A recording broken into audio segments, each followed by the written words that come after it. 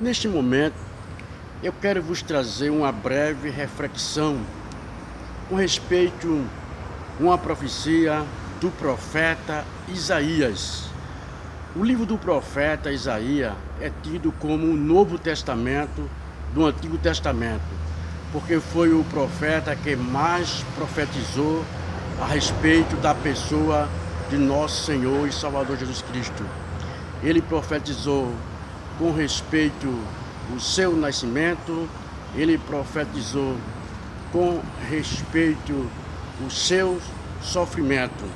Então o profeta Isaías, ele nos mostra como uma parábola o surgimento da pessoa de nosso Senhor e Salvador Jesus Cristo. Está registrado no livro do profeta Isaías, capítulo de número 52, os versículos de número 13 e o capítulo 53, aos versículos de número 14, a seguinte expressão: tem por epígrafe o sofrimento e a glória do Messias. Então, versículos 13 ao 15 do capítulo 52, assim nos diz o profeta Isaías: eis que meu servo terá sucesso, será exaltado e elevado e muito alto. Como muitos ficarão espantados à vista dele, pois seu parecer estava tão desfigurado que não parecia homem, nem tinha a forma dos filhos dos homens. Aqui nós vimos o profeta Isaías profetizando quase 700 anos antes de Jesus nascer, o seu sofrimento, o seu estado lá na cruz. Assim ele assombrou a muitas nações, e os reis fecharam suas bocas, porque aquilo que não lhe foi anunciado verão, e aquilo que eles não ouviram entenderão. O capítulo de número 53, assim diz o profeta Isaías: quem acreditou em nossa mensagem? Quem o braço do Senhor foi revelado? Aqui nós vemos o profeta Isaías faz um convite, uma pergunta diante de todo o sofrimento do nosso Senhor e Salvador Jesus Cristo. Porque cresceu como renovo, uma linguagem simbólica. Ele mostra aqui o surgimento da pessoa de nosso Senhor e Salvador Jesus Cristo. Porque cresceu como renovo diante dele e como raiz em uma terra seca. Ele não tinha beleza, nem formosura que atraísse nosso olhar para ele, e nem aparência para que nós o desejássemos. Ele foi desprezado e rejeitado pelos homens de dores e acostumado no sofrimento, e como um de quem os homens escondiam o rosto, foi desprezado e não o estimamos. Mas verdadeiramente ele tomou sobre si as nossas enfermidades e as nossas dores levou sobre si. Contudo, nós consideramos como aflito e ferido de Deus e oprimido. Mas ele foi ferido pelas nossas transgressões e moído pelas nossas iniquidades. O castigo que nos traz a paz estava sobre ele, e pelas suas pisaduras fomos sarados. Todos nós andávamos desgarrados como ovelha, cada um se desviava pelo seu próprio caminho, e o Senhor fez cair sobre ele a iniquidade de todos. Ele foi oprimido e humilhado, mas não abriu a sua boca. Como cordeiro foi levado ao matadouro, e como ovelha muda perante seus tosquiadores, ele não abriu a sua boca. Da opressão e do juízo foi tirado, e a sua geração quem contará? Porque foi cortado da terra dos vivos, pela transgressão de meu povo ele foi ferido. E lhe deram sua sepultura com os transgressores e com os ricos depois da sua morte, ainda que nunca tivesse cometido injustiça, nem houve engano em sua boca. Ao Senhor agradou quebrantá-lo, fazendo sofrer. Quando sua alma se puser por expiação do pecado, verá sua descendência e prolongará seus dias, e a vontade do Senhor prosperará em suas mãos. Ele verá o fruto do trabalho da sua alma e será satisfeito. Meu servo, o justo, com seu conhecimento justificará muitos, e ele carregará a sua iniquidade. Portanto, eu lhe darei uma porção entre os grandes, e ele dividirá os despojos com os poderosos, porquanto derramou sua alma na morte, e foi enumerado com os transgressores, mas ele levou sobre si o pecado de muitos, intercedeu pelos transgressores. Aqui nós vemos o profeta Isaías profetizando com respeito ao surgimento de nosso Senhor e Salvador Jesus Cristo. E tudo isso aconteceu. Não havia formosura em Jesus. Era um homem comparado semelhantemente a qualquer ser humano. No entanto, ali estava encarnado o Verbo de Deus, a própria pessoa de Deus, que Paulo escreveu aos Filipenses, capítulo 2, versículo 5, diz: tende vós o mesmo sentimento que teve em nosso Senhor e Salvador Jesus Cristo, que sendo ele em forma de Deus, na natureza de Deus, não teve por usurpação, mas aniquilou-se, despojou-se dessa glória e se tornou-se semelhante ao homem. Tornou-se um servo e foi obediente até a morte de cruz, pelo qual Deus o exaltou soberanamente e deu o nome que está acima de todos os nomes, para que no nome de Jesus todo joelho um dia irá se dobrar perante ele, diante do trono branco de Deus, e toda língua confessará que Jesus Cristo é o Senhor. Só que diante do trono branco não vai haver outra oportunidade para o homem ser salvo, porque é o juízo final, é o julgamento de todos aqueles que desprezaram a pessoa do nosso Senhor e Salvador Jesus Cristo. Então o nascimento de Jesus a este mundo foi para salvar o homem, foi para que o homem pudesse ter certeza de salvação, foi para perdoar os pecados do homem, porque o homem se encontrava e se encontra distanciado de Deus por causa do pecado daquele casal no jardim do Éden, que representava toda a humanidade. Então todos pecaram e ficaram separados da presença gloriosa de Deus. E o profeta Isaías também profetizou com respeito ao seu nascimento. Livro do profeta Isaías, capítulo 7, versículo 14.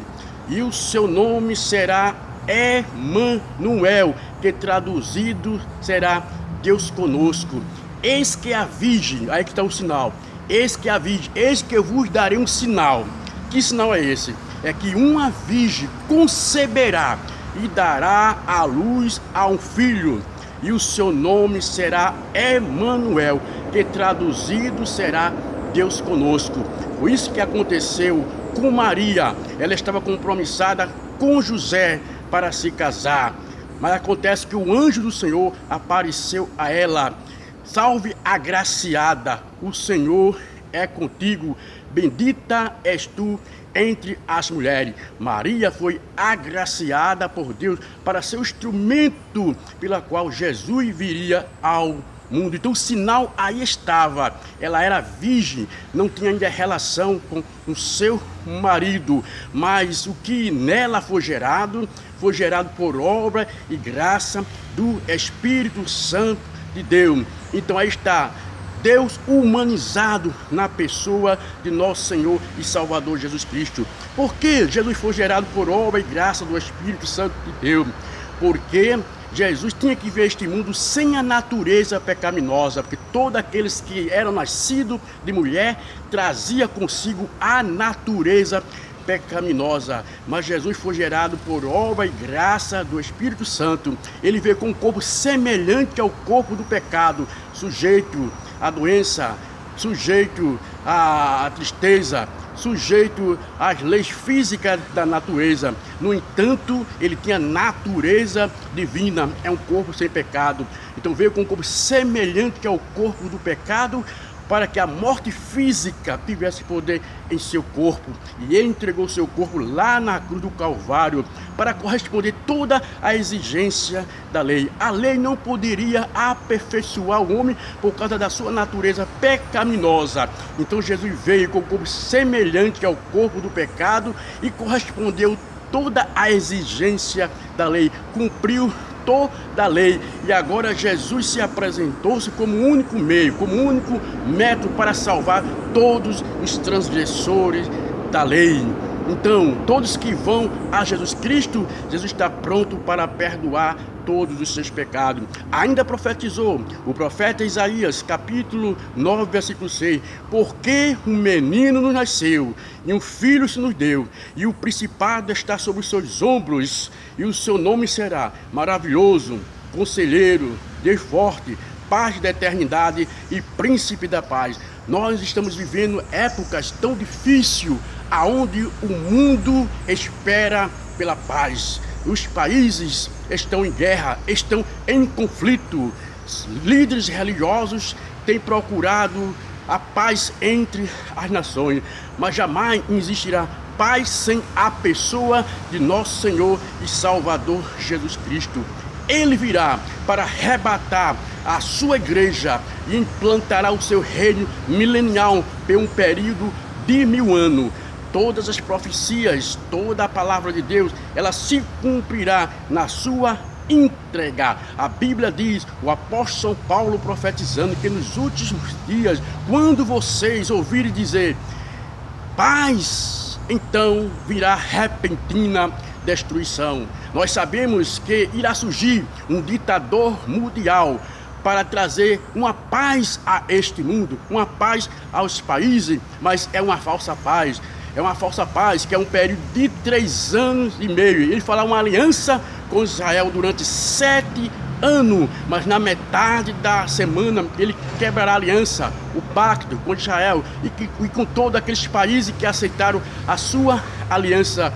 E ele implantará o seu governo mundial, obrigando as pessoas a comprar e a vender, se aceitar o seu carimbo, se aceitar a sua marca.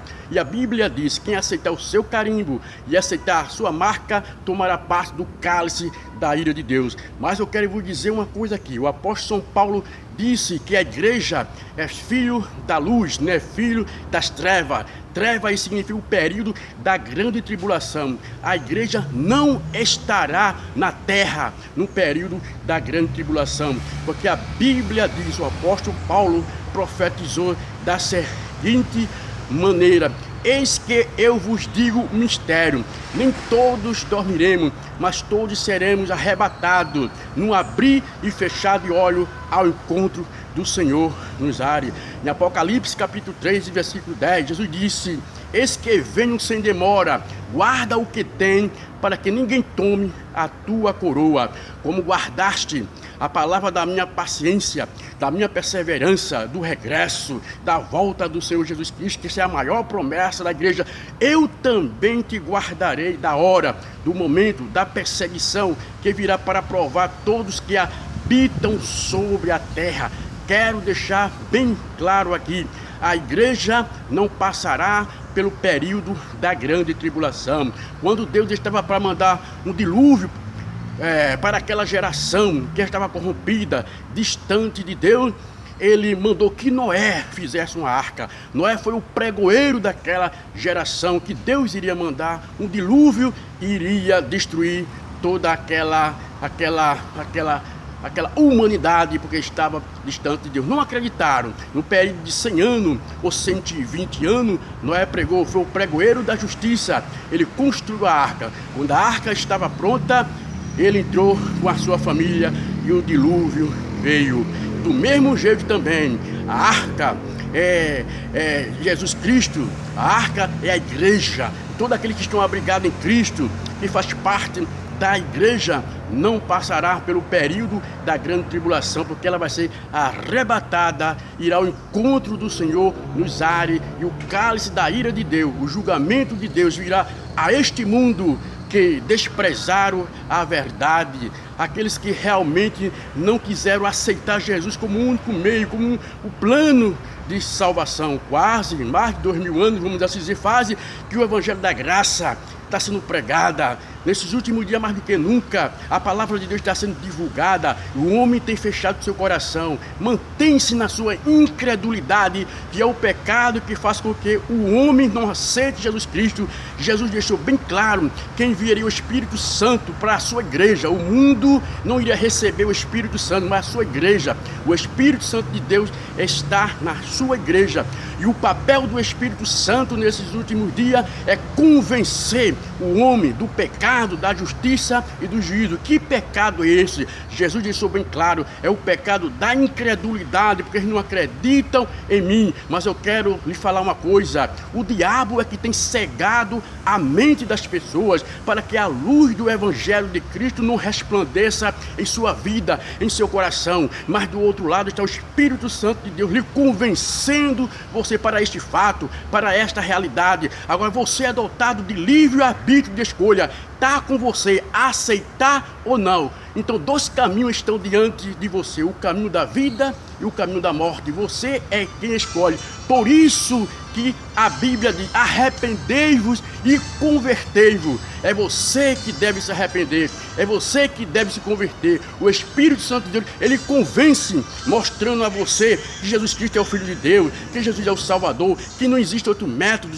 outro caminho pelo qual o homem possa chegar a Deus, porque Jesus deixou bem claro: eu sou o caminho, a verdade e a vida. Ninguém vem ao Pai a não ser por mim. O apóstolo São Paulo diz: há um só Deus, há um só mediador entre Deus e os homens, em nenhum outro há salvação. Não existe outro nome debaixo da terra, nem acima no céu, pelo qual o homem possa invocar e ser salvo. Só exclusivamente na pessoa de nosso Senhor e Salvador Jesus Cristo. Jesus não é religião, Jesus é o Salvador do mundo. Jesus é uma pessoa. As religiões confundem, as religiões matam em nome de Deus, a religião afasta o homem do verdadeiro Deus, mas Jesus aproxima o homem do verdadeiro Deus. Então, neste momento, você está ouvindo uma breve reflexão bíblica, que Jesus é o Salvador do mundo, que não existe salvação fora dele. Eu te apresento neste momento